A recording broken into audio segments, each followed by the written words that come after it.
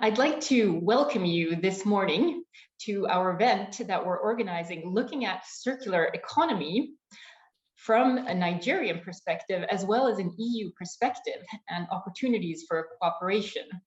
So both participants and panelists, I'm very glad to welcome you on behalf of Sitra, the Finnish Innovation Fund, which I'm representing today, and the IEEP, the Institute for European Environmental Policy, that has really put all of this together for us.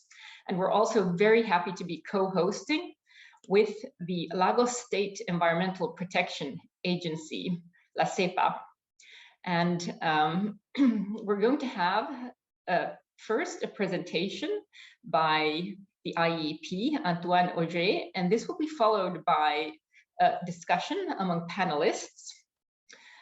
From the housekeeping side, this event will be recorded. So those of you, or those that, not of you who are here, but those that are not here will still have a chance to see the discussion.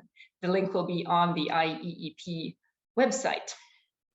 Now, this event, this webinar, is part of a larger set of webinars and a study that is looking at different parts of the world and the EU going through a circular economy transition. And while this transition happens in different ways and at different speeds in different countries, it's really important to have global cooperation and to do some key synchronizing. And this synchronizing is especially important in the interface of trade, because how we produce, how we consume is all connected through international trade. Our global economy is so interconnected. And for this reason, to really be able to scale up a global transition for circular economy, we need to connect those dots. And today we'll be looking at ways they can be connected between Nigeria as well as the EU and moving even to the global level. And this is one of other case studies. We had a similar event a couple of days ago that looked at circular economy and trade in the context of the EU and Canada. There's also an upcoming case study looking at Mercosur, and there's also a case study with the Ellen MacArthur Foundation, part of this whole, and that is looking at China and the EU, circular economy and trade.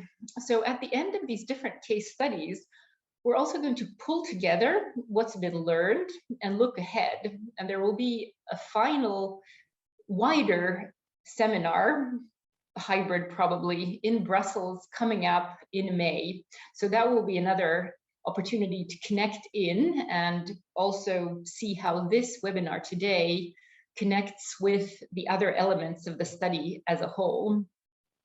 So this is the bigger context, but now let's really zoom in on what's happening in this webinar today.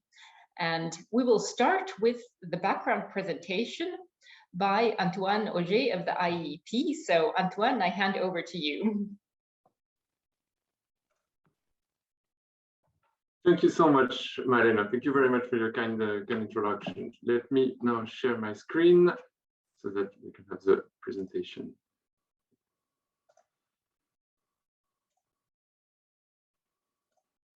Is that okay? Can everyone see my screen? Yes. Thank you.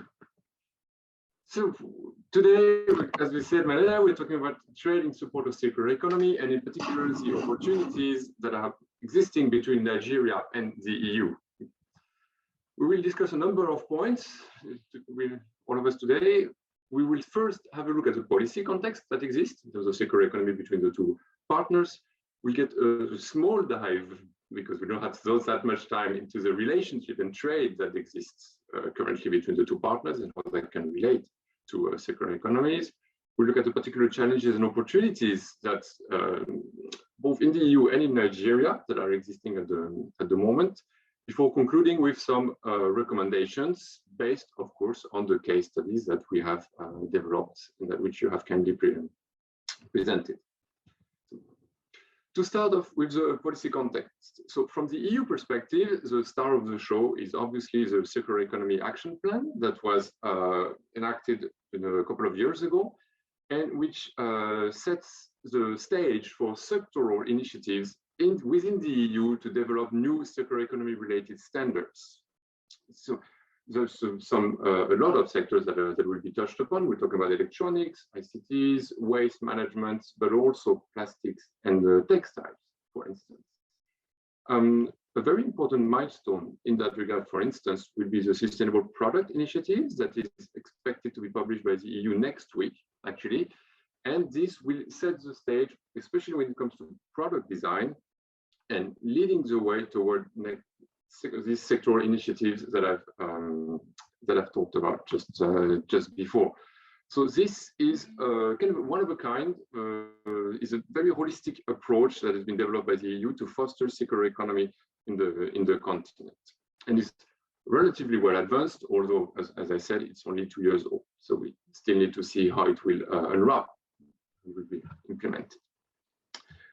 When we look at Africa, for instance, more generally on this side, this circular economy is mentioned explicitly more and more in Africa strategies and continental declarations, including that has been personified with the launch of the African Circular Economy Alliance back in 2017. And we now, we would expect an Africa Circular Economy Action Plan that is still currently under development. So we've seen that issue and that aspect more and more into the conversation. For instance, within Africa, at the national level, for instance, the number of circular economy policies enacted passed from 8 in the 91-95 period to 62 in the 2016 to 2020 period. So that's demonstrating the increased focus on circular economy matters in the continent. Today, almost all African countries have at least one circular economy related policy in place. Although these are more focused on waste management and recycling policies, which amount for over half of these, and perhaps also some product policies, such as a ban on single-use plastics, which is another 25%. So we're looking very much here at downstream, at the later stage of circular economy principles.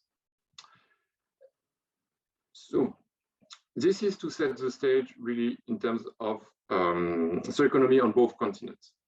When we dive down in Nigeria,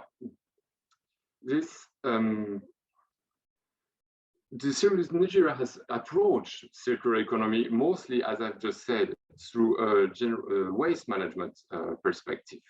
This,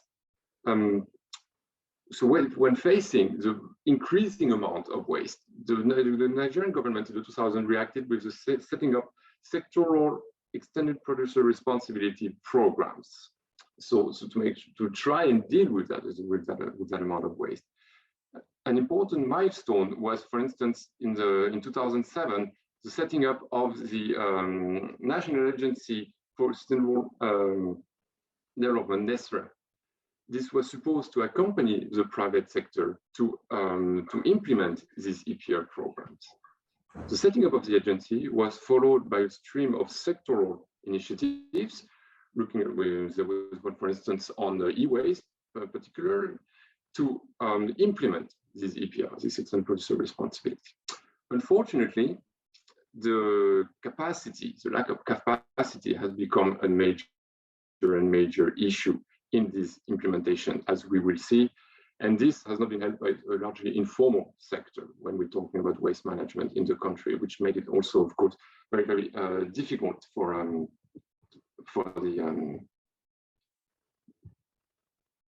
the country to manage. So there is an acute need for a national policy framework on this, to get out of the simple EPR approach into a national policy framework, a holistic approach, if you will. We do have some development in that regard going on at the moment, and we have the chance to have today with the panel Innocent, Dr. Onah, who is a member of the African Development Bank and also a member of the Nigeria Circular Economy Working Group that is leading the effort on the development of a national policy framework particularly on the circular economy roadmap. So we hope to hear some good news from him. So this is to set the stage in terms of circular economy, in terms of policy action on circular economy into the two continents and in Nigeria in particular. Now, when looking at the trade relations between the two partners, so they are currently heavily dependent on commodities and in particular on oil products. They represent more than 80% of the EU imports from Nigeria. So this is obviously massive. We're talking about heavily commodity dependent trade relations. And this Nigeria-EU trade system is currently operating under what is called the Generalized Scheme of Preferences, so or GSP. That is a specific beneficial program that has been set up by the EU to facilitate market access opportunities from developing countries. The idea was to support export capacities in these countries to facilitate market access in the continent, and which could be good in practice, of course. Unfortunately, in this particular example, oil products are not eligible under that particular scheme. And so we see that when oil products, which represent 80% of the exports of the imports of the EU from Nigeria, are not covered by the trade regime, this questions at best the capacity for diversification that is offered by the system. So we have to have in the conversation, in the recommendations, I will get that we'll get there in a second, some propositions, some ideas as to how we could make the trade system evolve, perhaps. Also, this can be obviously disputed. When it comes to circular economies, it's the challenges and opportunities in the main difficulties are relatively well known. The major one, of course, is the lack of capacity whether from the public sector or from the official or formalized private sector to operate these changes, to operate this shift towards the circular economy.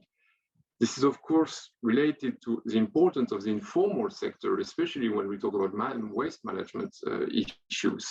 And that comes with several problems, including from public health perspective, with unsafe practices. Also, there's some direct pollution of the environment happening. So it obviously poses massive difficulties in terms of monitoring, in terms of data, in terms of transparency, which are absolutely crucial when we want to have a closed loop approach of the waste management issue. So this is the main challenge faced in Nigeria. I would like to put a word on also the aspect of raising awareness and stakeholder engagement by that, and especially from the public health perspective again, because of the health risks that are associated with that particular aspect. So we have the chance to have in the panel also Dr. Fasawe, who is very keen on this particular aspect. I'm sure she will have a lot to say on the matter, but this is something that has been flagged through our interviews when preparing these particular case studies. The good thing is, even under the current trade system, which we saw is not the ideal, there are some opportunities offered, some existing value chains, some existing trade flows that could be leveraged, that could be steered toward the more sustainable economy principles. So the first one that I would like to mention is agriculture. These sectors were picked on the impact that they can have on the Nigerian economy, whether it is from their importance to when it comes to GDP or employment, also the fact that they are ready to welcome circular economy aspects, so there could be realistic recommendations and proposals on the matter. The first one is on agriculture, for instance, that has a massive importance in terms of GDP and in employment in the country. That Nigeria is facing some challenge in the agricultural sector when it comes to harvest, agricultural efficiency, and that creates some agri-food waste, and on the reuse of this waste. They usually end up in landfills and are lost. So, of course, the transformation of this agri-food waste, perhaps into fertilizers or organic fertilizers, is an obvious opportunity for, again, that closed-loop approach. And this could be combined with an existing trade relation that exists with the EU in terms of machinery. trade in machineries is 14% of the trade volumes, more or less, between the EU and Nigeria. So there is already some value chain that exists, some stakeholders there. There is a trade flow that exists there. And so that trade flow could be steered and used to trade specific machineries that could help in that transformation process of agri-food waste into organic fertilizers. That is one avenue of transformation that we identified. Another one, big one, is plastic. Nigeria, over the past years, after the stream of bans that were implemented by first China and then followed by many other countries, has become a massive recipient of plastic. Is importing most of its plastic, and is importing most of its plastic, most importantly. So there's here a massive need to, first of all, to put in place some domestic measures in terms of monitoring, in terms of definition, in terms of standards that are put in place to make sure that plastics that are imported comply to certain criteria, and with the capacity of the border post operators to adequately process these plastics. So there is a trade-related domestic effort that can be made. And so, yes, and this is of course going to be massively important to the way it is transformed. So that has also, the EU has a massive importance of role in play when it comes to plastic and plastic waste in particular. And that gives me a segue to the waste. I just talked about plastic waste, but here I would also like to talk about e-waste, which is another massive new evolutions in Nigeria.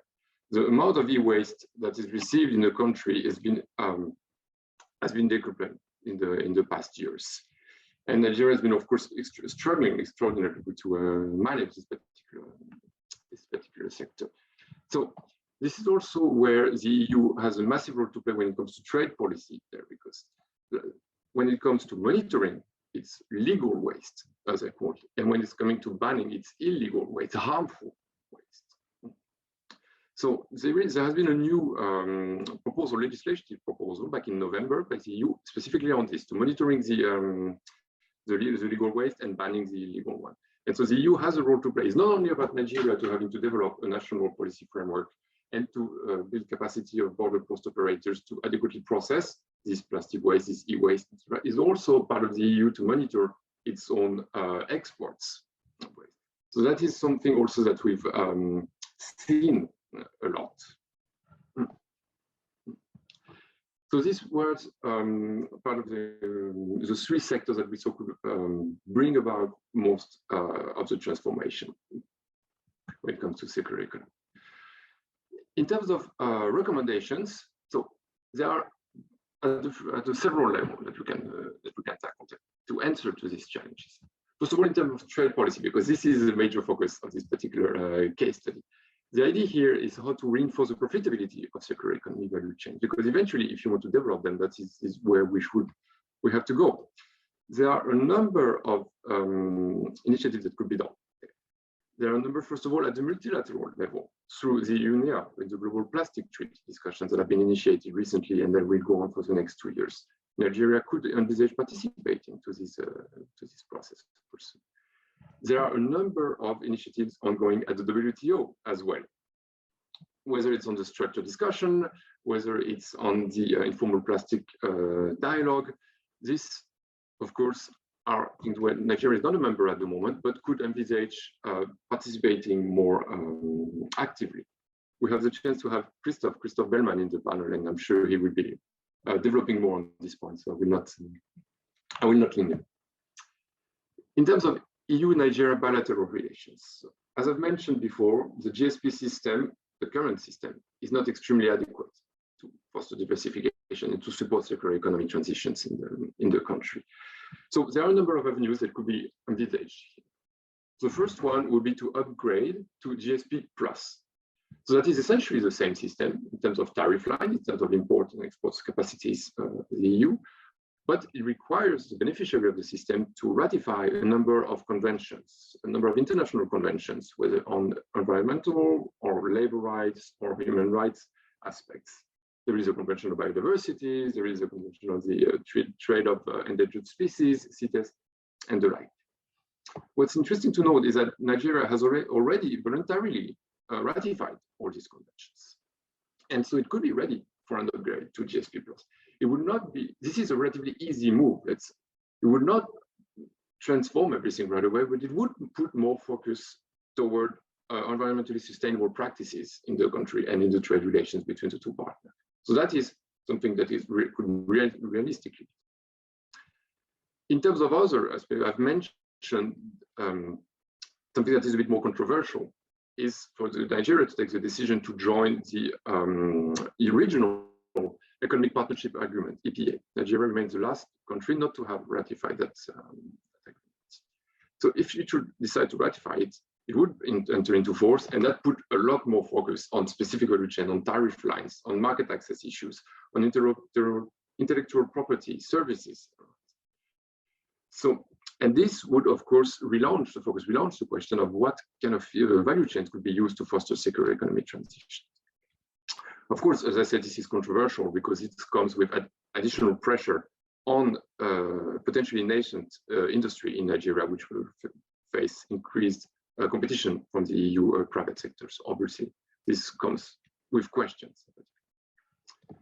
Along the same lines of putting to focus more on the new negotiation in terms of market access and trade relations, there was a negotiation of the African continental free trade agreements ongoing at the moment. And so this is also another avenue that could be used to diversify the trade relations and to diversify the capacities for value chains to be developed in South America.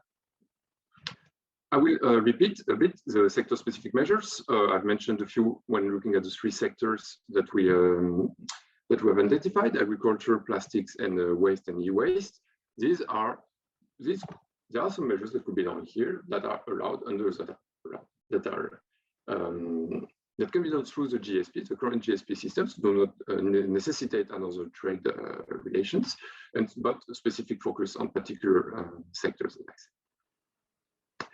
Beyond these trade measures, we have some other opportunities that we could envisage when it comes to new business models for circular economy, innovative business models that are usually service intensive, such as knowledge platform, knowledge sharing issues.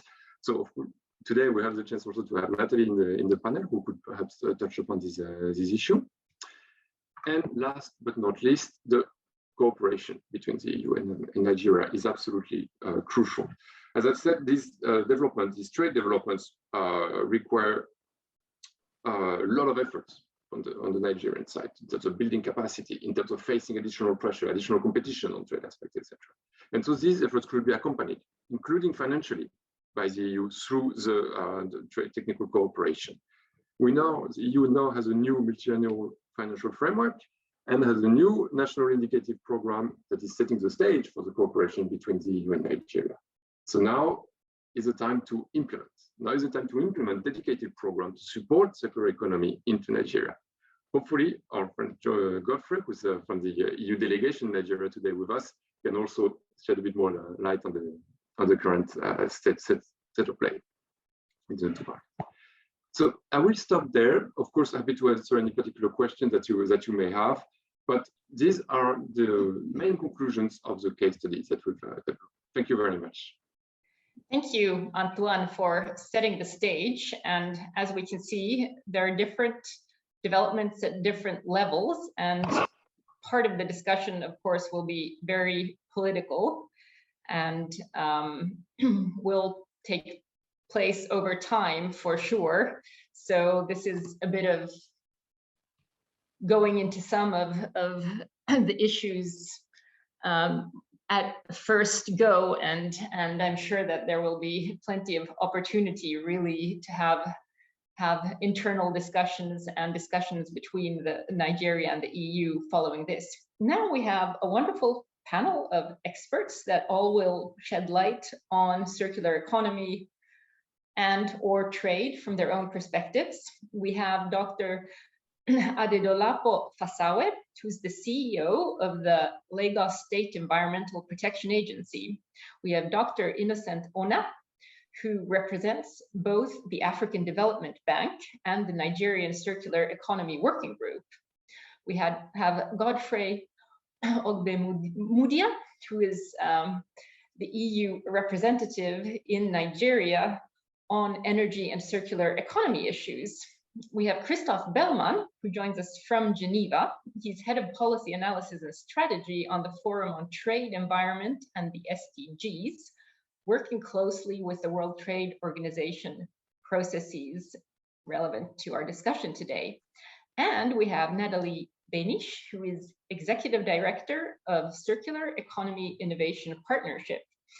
And also, Antoine was talking about innovation and new business models, which I think is a very interesting part of the opportunities going ahead when it comes to international economic ties between Nigeria and Europe. And just to mention, Sitra is the host and co-host of the World Circular Economy Forum. The next forum will be coming up in October in Rwanda.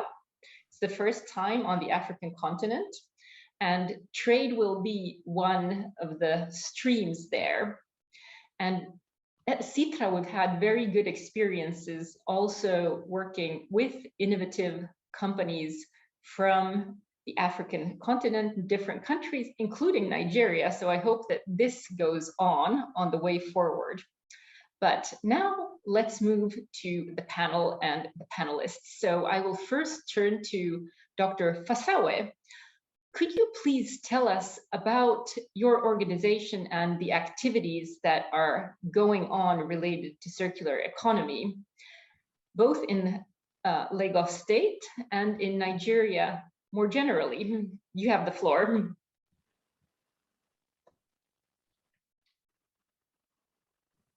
Thank you very much, and hello everyone, good to see you again. We have a couple of projects or emerging projects that will fit nicely into the circular economy space. Antoine spoke a lot about what we do. I was going to focus on e-waste and plastic pollution. That is where we have the major opportunities as well as the major bottlenecks. So in LASEPA, what we do really is we regulate, monitor, and enforce that e-waste is disposed of in an environmentally sustainable manner.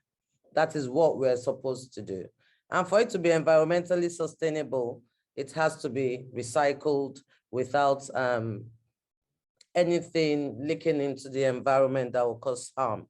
But in the process of recycling, what we're now saying is there's opportunity for waste, trash for cash in both electrical waste and plastic waste. So even as police of the environment, we're now starting to do environmental advocacy and publicity.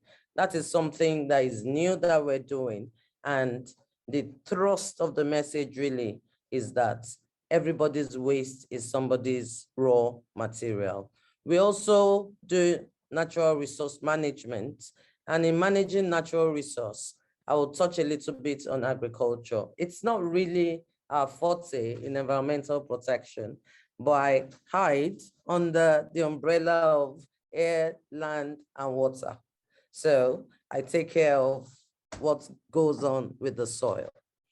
Now, there's so much opportunity in monitoring land and soil pollution because it leads us to afforestation, it leads us to food security, it leads us to deforestation, and so many environmental issues. However, if we start to think, like I said, natural resource management and environmental advocacy and publicity, then we can start to fit these things into the circular economic framework. So I was going to focus really on plastic, electronic waste, touch a little bit on agriculture, and also we deal with hazardous chemical and materials waste and hydrocarbons regulations, the way hydrocarbons, used oil, waste oil, the way they're disposed of. In the circular economy framework, that's oil from crude oil to the last bit of it, I have read somewhere, has 10 life cycles, up to petroleum jelly, up to cosmetics, up to shampoos, and all of that can be gotten out of recycled oil over and over and over. But there is no information, there is no publicity, there's no environmental awareness and the opportunity of making wealth out of waste, or understanding that there are incentives in dealing with those things I just spoke about. Thank you.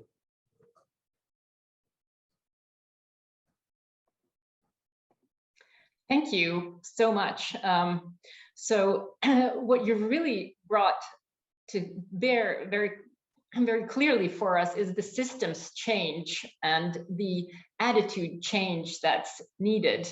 And that's very interesting from the perspective also of really how a holistic plan from a national level is a process that takes time and education. And in Finland, we started creating our circular economy roadmap in 2016, and it's involved a lot of different stakeholders, and it's gone through different iterations. So we've seen how that happens. And now I'd like to ask Dr. Onah to talk a little bit about exactly how this planning stage is happening. How is the National Circular Economy Policy Framework being developed in Nigeria? And what is your role in this area as well? So I'll hand over to you, Dr. Onah. Thank you very much. Good morning, everyone. So Nigeria's trade deficit as at Q4 2021 stands at 200 billion naira. That's approximately $48 billion US. And we also found out that 95% of Nigeria's foreign income is from the extractive industry, which comprises of both renewable and non-renewable sources. And the implication of this kind of statistics for Nigeria-EU relations is that we have to look at an agenda for circular economy that includes green growth strategies. How can the extractive sector be able to also apply circular economy principles? It is on this basis that the Nigeria Circular Economy Working Group, which is, I may call it a special purpose vehicle to set the agenda for circular economy policy making in Nigeria as a whole. We are doing this by taking very good baseline information from everything that is currently ongoing. We're definitely looking at best practices, including what other advanced countries have done in terms of road mapping, Finland, the Netherlands, and we are also leveraging the good work that the Africa Circular Economy Alliance is doing to ensure that all of these aspects come into play. My screen is just to showcase how the policy process is also trying to consider NDC priorities for the country, the existing EPR policy that has already been presented this morning, and how all of this interacts with accounting for natural capital, because we believe that being a resource-based country, any circular economy approach will have to take account of this. And it was clearly even represented in the report that the EU GSP plus, or the current EU GSP, is only accounting for 1% of Nigeria trade. So that tells you that a lot of work needs to be done when we are trying to program policies for the future. My screen is also giving us some of the areas that the working group is looking at. With the help and support of key members and partners of the working group, like the World Bank, UNIDO, the government of Netherlands, and other very critical key stakeholders, including LASEPA. We are happy and we are still discussing, because you know very well, roadmap processes requires a lot of engagement. this engagement needs to be very robust so that by the time government is ready to now set the policy agenda for themselves, they'll be doing that from rich information. They'll be doing that from also the collective opinion of key stakeholders operating in the country. And they'll be doing that also looking at some of the priority sectors that both the working group and partners have already set for themselves. And then this might really, really help us have a roadmap process that will be implementable and that will be readily financed by multilateral development banks. Thank you. Thank you so much, Dr. Onah, for showing how comprehensive the work and the background work is, and again, the systems change thinking that's going on. So next, I'd like to hand over to Godfrey, Godfrey Ogbemudia, just to, you're really representing this nexus point between the EU and Nigeria. So if you could talk about the cooperation that is ongoing on circular economy in particular, and some of the upcoming work that also is part of the bigger plans in the cooperation schemes. So Godfrey, I'll hand over to you now. Thank you very much, Malena. Good morning, everybody. I guess you can see my slide, right? Yes, we can see your slide. Okay, right. Thank you very much. Here in the EU delegation, it's becoming something of great importance to us in our cooperation work here in Nigeria. But it wasn't so few years ago, especially under the 10th TDF.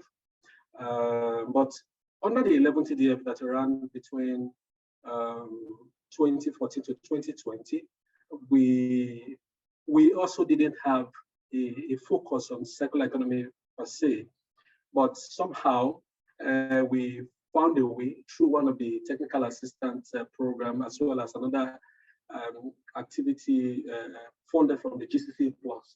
We tried to see how we could, begin to prepare ourselves, test the ground for circular economy activity as we, looked forward to the programming that we are at the moment. So under the 11th TDF, we did have a program, the Nigeria Energy Support Program, implemented by GIZ, that was co-funded by the EU and the German government, that supported the Federal Ministry of Nigeria through the Federal Ministry of Environment in developing the national policy on waste battery management that we have at the moment. And so, though the program wasn't designed to focus on circular economy, but we found a way to look at an activity that speak to circular economy. And also under the Nigeria Climate Change Response Program, funded through the GCC Plus as well, there is a component dedicated to waste, but it was largely to help put in place data regarding the waste sector for the NDC. And so, but as part of that work as well, they were also to interface with the waste management policy that was recently passed, I think in 2019 or 2020, thereabout. All right, so, but mainly looking at what we are now beginning to do as regards this current programming phase. Like Anton said, we have a priority, three priorities for the Nigerian Indicative Program. But the first priority is the green and digital economy, where we have some activities specifically focusing on circular economy, and we'll also try to look at activities that will be mainstream across, because under the priority one, we have smart agriculture, we have energy access and energy efficiency, and we have digital technology. So, but we are designing these programs under these areas to mainstream circular economy in these interventions. And so, but let me be more practical in terms of what we intend to do from the budget we have received for priority one. And so we know what the plastic waste is globally and also in Nigeria, looking at over 1.5 million tons generated annually, plastic alone. And the per capita consumption for plastic in Nigeria rising as high as about 7.5 kg. And so that's huge. And so we decided to focus on addressing, implementing some circular economy principles in the plastic value chain here in Nigeria. And we will be working with UNIDO in that regard. And because it's so much important to us, we have decided to fast track the internal process. And so it's part of our IEEP 2023, which means that by 2023 next year, we should be signing the contracts and for implementation to begin in that regard. And so that's hot on the plate. Then, like I also told you that we will mainstream circular economy across our smart agricultural activity, energy access, digital technology. So we're also thinking of how to design, especially for the smart agriculture. Post-harvest loss is a huge thing here in Nigeria, and so we will see how we can come up with programs that target these areas as well. So that's also already in the pipeline we are working on. But in terms of being advanced in the concept we're working on, what we're going to be working with UNIDO, it seems more advanced in our planning. But after maybe the second half of the year, we're trying to see how we can, the instruments we have at the moment under the MIP, there are some of the way the funds are structured in annual action plan. We already have implementing partners we will be working with. But there is also a pool of funds under the technical assistance facility available here in the delegation, where we're flexible in the way we can use it. And so it can help us do awareness and outreach programs. We can do direct support to public partners, especially NESRAL and the Department of Pollution Control, which it's the key department under the Federal Ministry of Environment that actually champions circular economy activity. In fact, as we speak today, the ambassador is going to be having a second meeting with the Honorable Minister of State, a bilateral with her. And already, as a result of the first meeting she had in February with her, the Honorable Minister of State already set up a thematic group, which the EU delegation will be interfacing with the ministry. And one of the thematic area is on circular economy, and it is the Department of Pollution Control that is in charge of that. And we are going to be, working with them in that area, building their capacity, and also, providing other needed support. And we also know how important the producer responsibility organizations are here within the space. So we are going to be working with them, collaborating with them. We know we have the one for the beverage industry, electronics, and the battery. So we will be collaborating with them a lot from the second half of the year in our activity. And also, of course, Dr. Innocent talked about the work the circular economy working group is doing here in Nigeria. The EU is strongly part of that group, and we are also looking at working on the roadmap, supporting the development of the roadmap as well, and also all of that support we are already planning to provide to the network. So it's big on our plates this time around, and we're really committed to doing something. Over to you, Malena. Thank you so much, Godfrey. And there's a lot going on, which is good to hear. In terms of comments, there was one that really looked at, the agriculture sector and the role of, if post-harvest loss can be minimized, that's a big big issue to focus on here. And there's also a comment, just, when it comes to everyday life, there's a lot going on in Nigeria that maybe isn't so much captured in the more technically oriented programs. And so is there in that context something where Europeans really need to learn from Africa? And so the comment is, this will be interesting maybe on the way forward as well. Since we're a bit tight on time, I will move over now to Christophe Bellmann, but if we have time in the end, certainly these questions could be something to return to.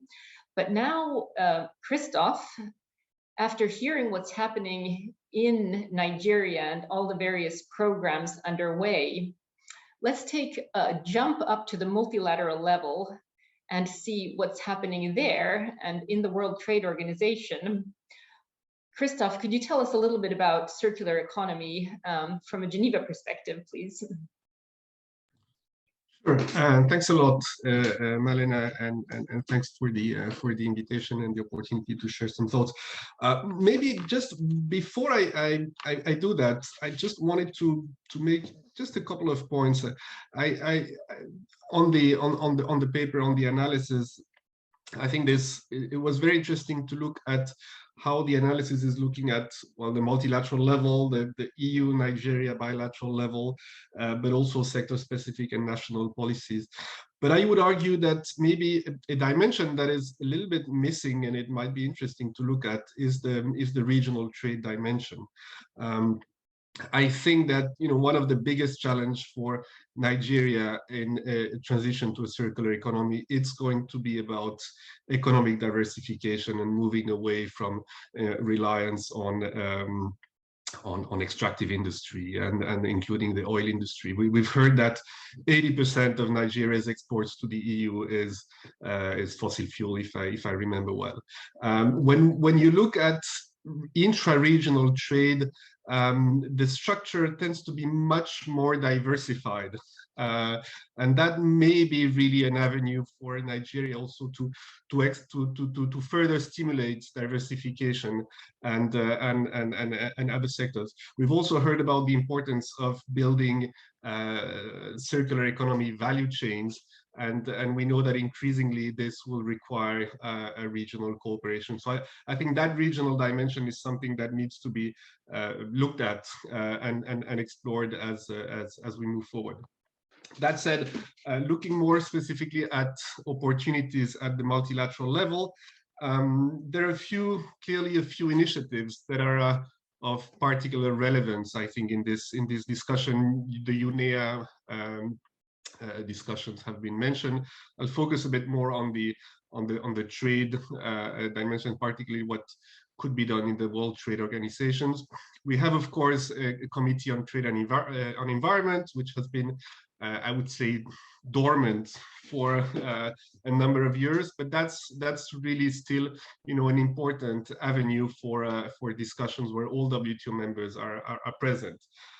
Beyond that, there has been a number of new initiatives, mostly of a plurilateral nature, that have emerged in recent years, mostly at the end of 2020.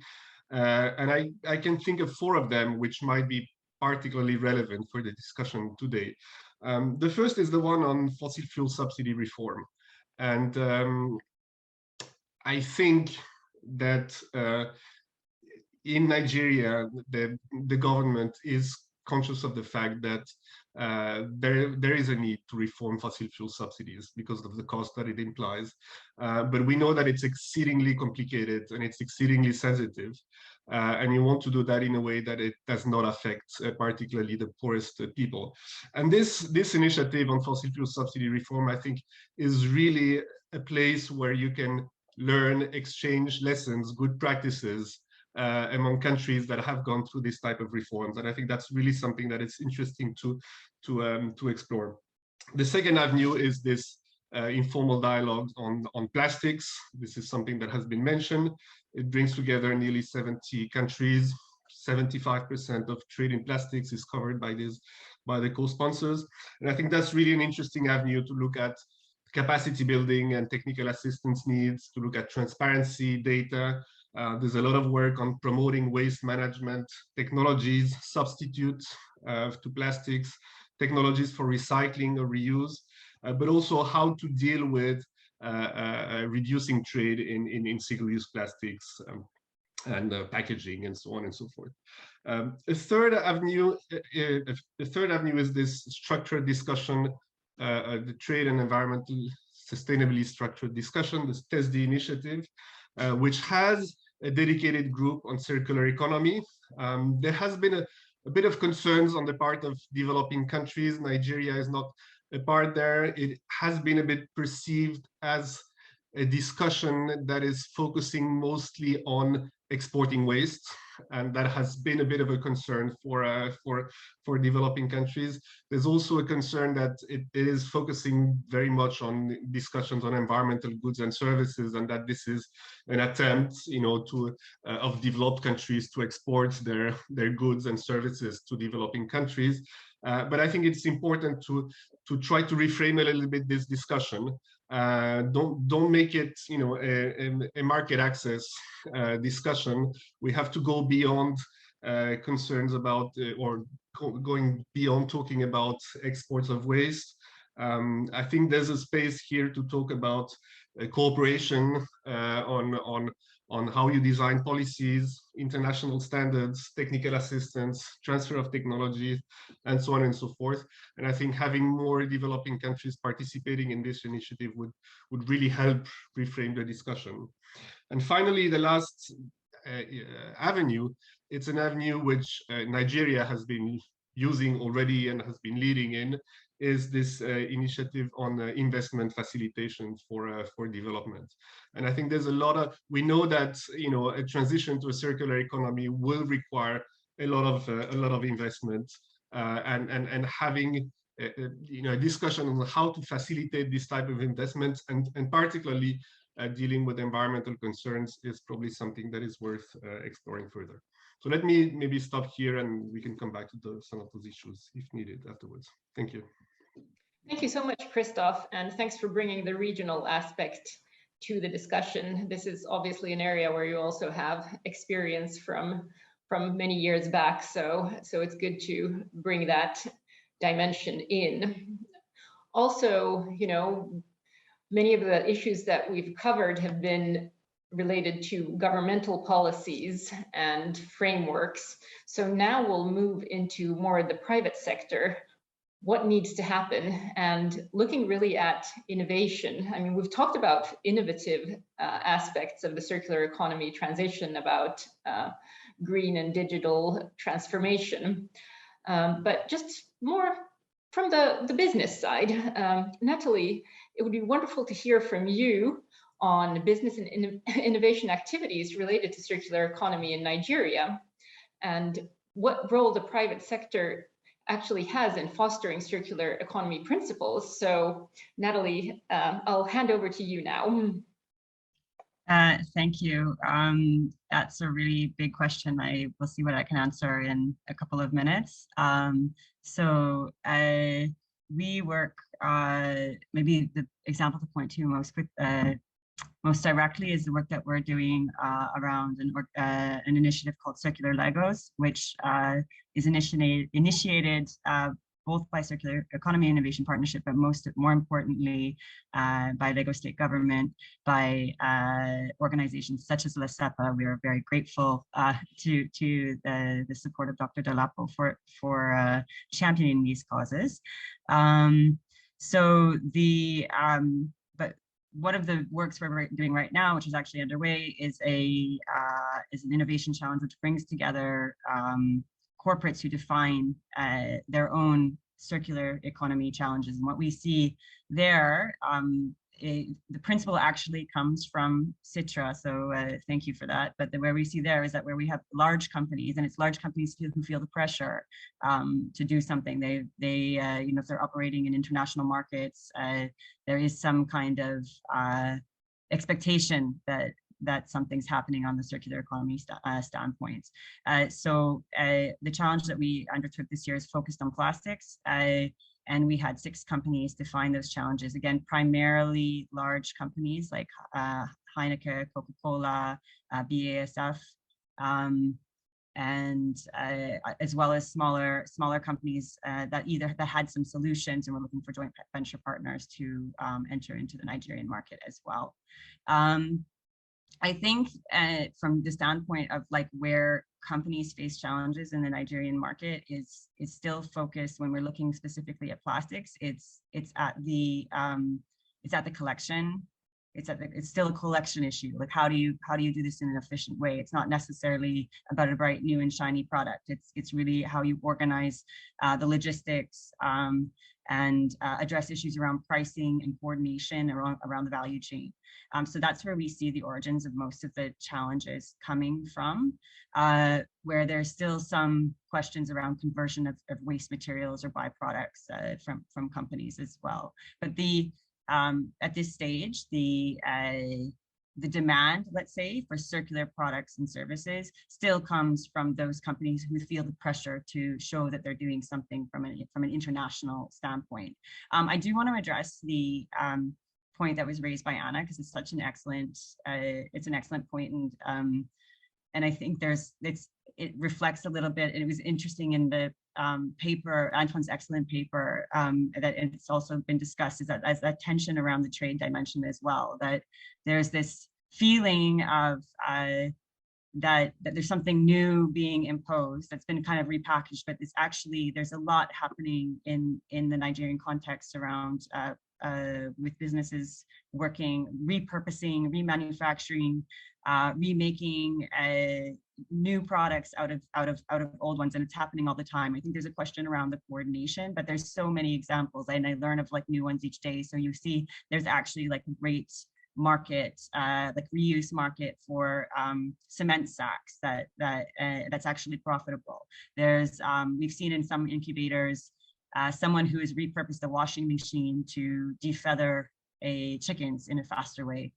You see small kind of startups taking the components of electronic waste to make solar light bulbs and solar lamps. So there's really a huge amount happening on the ground, and I really I hope that we will be doing our part to improve the learning around those issues and around those activities, as well as the coordination. The two key points, though, around both of these, because there's varying levels of support for different kinds of companies, is that there's one, the improved coordination in the informal sector to make sure that, health and safety issues, all those kinds of things are addressed when you're looking at secondary market or repurposing of materials.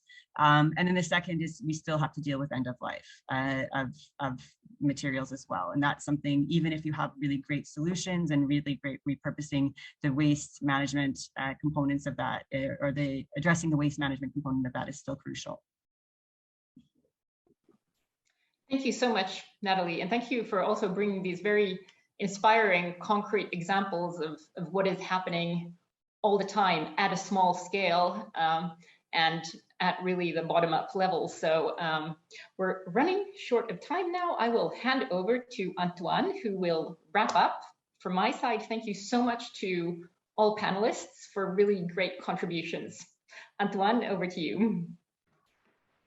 Thank you so much, Marina, and thank you so much to the panelists for the very, very interesting points that were made. I'd like to remind specifically on two of them. First one by Christophe on fully approving the fact that intra and interregional trade is absolutely crucial, in that we saw it when drafting the case study, which initially focused a bit on EU-Nigeria kind of bilateral trade relations, and it became very quickly apparent that this was not the only aspect, far from it, and that other trade relations should be explored much more to foster a circular economy principle.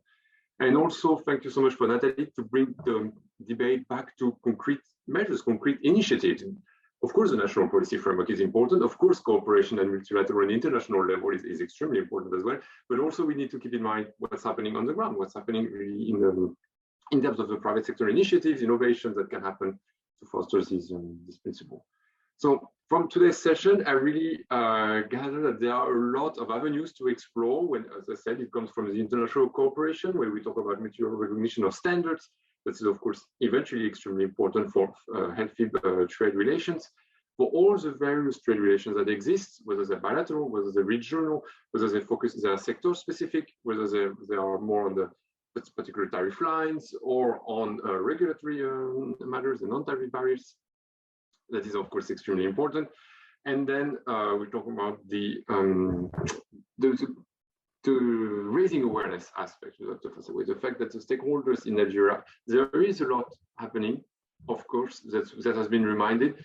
And so both in Nigeria, in Africa, and in Europe, these initiatives should be more promoted, should be more made aware. So the general population should be more aware, and potentially interested stakeholders should be more aware of what is already happening on the ground. And we don't start from scratch, far from it.